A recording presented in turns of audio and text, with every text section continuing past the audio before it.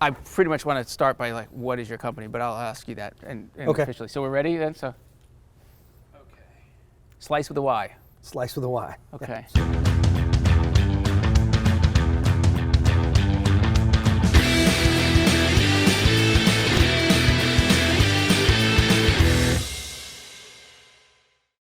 So we're here with Steven from Slyce with a Y.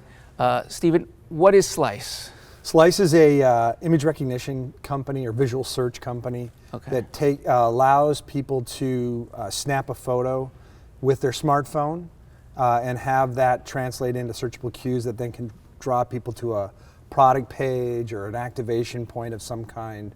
So it replaces visual, or it replaces text-based search or vocal-based search. Wait, so you're telling me if, let's say I'm walking around the streets of China. Yes.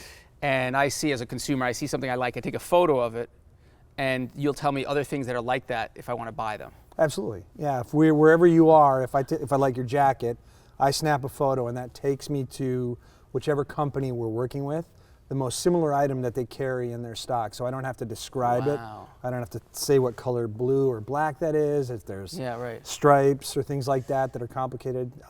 It takes that image and translates it into a retail moment. So that's particularly powerful when you're looking at, from a U.S. standpoint, selling into an overseas market. Yeah, I mean, it could simplify the process quite a bit.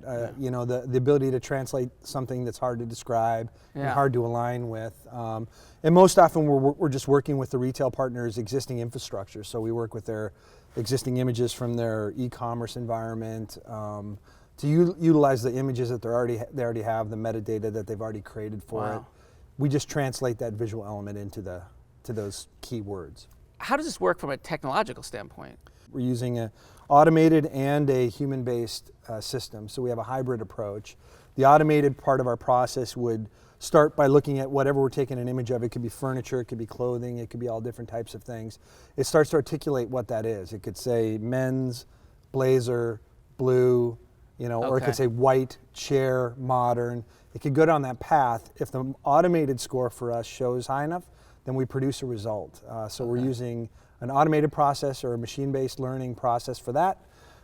If it's fairly complex for some of our retail partners that have very complex items, like a Home Depot, which is one of our partners, we use a combination of both because it's hard to describe a 1-inch drywall screw or something along those lines. Yeah, I could use that actually when I go into Home Depot because I always ask, this is a screw and this is a thing and I don't know how to...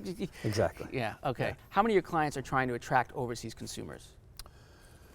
Well, I would say that of the 22 brands that we've created relationships with so far in the last year and a half, I would say most of them have strategies to take their product overseas.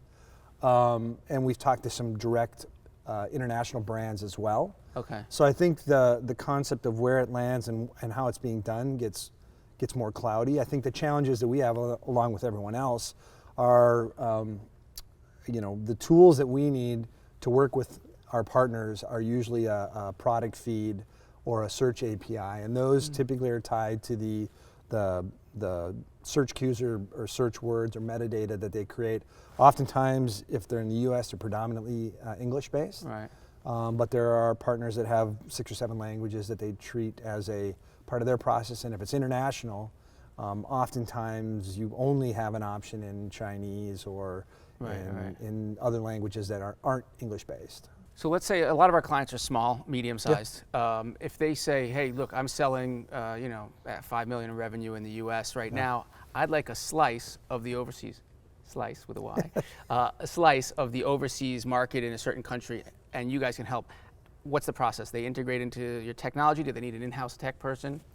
Well, it gets a little more challenging in that regard because typically we work with white labeling our technology into our partners' apps, mobile web, and web. Okay. So if we're dealing with a Best Buy, we're in their app. If we're dealing with an Neiman Marcus, we're in their app and their mobile web. So it varies. We do have a couple of consumer-facing apps, but it gets a little more complicated when you're talking about international markets. What's the last thing you bought online? Last thing I bought online was the shoes I'm wearing. Okay, they look new. They're They very are nice. pretty new. They're nice. I would notice those coming in. Those look nice and comfortable. So They are. okay, good. Got to be comfortable at the Yeah. show. Okay. If you could hire any superhero for your company, what powers would they have? Any superhero. Someone who could read the future. I don't know what superhero does that.